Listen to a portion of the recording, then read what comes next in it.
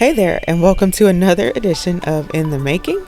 Here I am making my 5th batch of beer soap for the new line that I'm going to be releasing in a couple of weeks, actually. So, in this particular scene here, I was just pouring in my lye into the beer. You can see it steaming, it's so hot. But anyway, that constitutes my lye mixture for the beer soap. And then I pour that into my oils and start the good old stick blending. So I'm going to stick blend. And then here I'm adding in my mica powder. So this one is called Pow Pow Purple from Mad Micas, because you know I love them. Though when I started in the oils, it looked kind of bluish, right? But it's purple. So anyway, this is activated charcoal. I always use activated charcoal because I just think it makes a really luscious, deep black color. And here I'm just stirring it to completion because I got tired. I got tired of waiting. I got tired of stirring. I got tired. All right. So here I'm adding in my full fat Greek yogurt. You don't need to make it full fat or Greek. I always use plain because I don't think you'd want a flavored yogurt. And plain, well, you know, it's not good for much except for soap making. That's just my biased opinion. Anywho. So I'm going to separate my soap batter into 2 pitchers and then add my colorants and stir.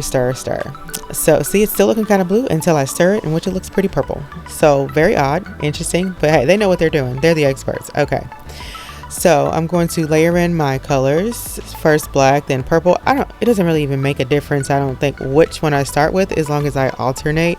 So I'm just going to get every little bit of soap that I can out of those containers, because waste not, want not, right? So once I get all of the colors added in, I'm then going to do my modified in the pot swirl. I don't know, I'm just what I'm calling it. It's probably not the real name for it, but whatever. So I just stick my spatula in there and give it a couple of turns through the colors just to kind of mix it in slightly. And with a regular traditional in the pot swirl with cold processed soap, it's like 1.5 turns or something, just to get the colors kind of swirling the way you want. So here I'm pouring it in, trying not to make a huge mess. And while I didn't make a huge mess, it still was a tiny bit messy, but that's okay. You know, human, we make messes. That's what we do. Anyway, toward the end, I just have to start scraping, because you know, it's, instead of trying to force its way out of the pitcher, now it's trying to be difficult and not come out at all. So, story of my life. So I'm just going to take my spatula and scoop out the rest of it. And then I kind of, I didn't show it here, but I also just take it and even out the bars, so I don't have any bars that are like, you know, largely different in size. So this is after I've frozen them. And I always feel like it's just better to freeze when you're using this mold. It pretty much tries to suction and hold on to anything you put in here. And so yeah, I pull against the sides. Pull against the sides, is that right? Anyway, I pull at the sides. That sounds better. I pull at the sides of the molds just to kind of loosen up the soap that's in there. And I push from the bottom to get it out.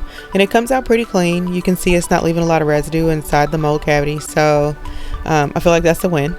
And this is also why I like to use silicone, because I don't have to line it and it doesn't make a huge mess. And you know, it just makes for everything a better, smoother process and cleanup. So these are the soaps. I think they turned out lovely.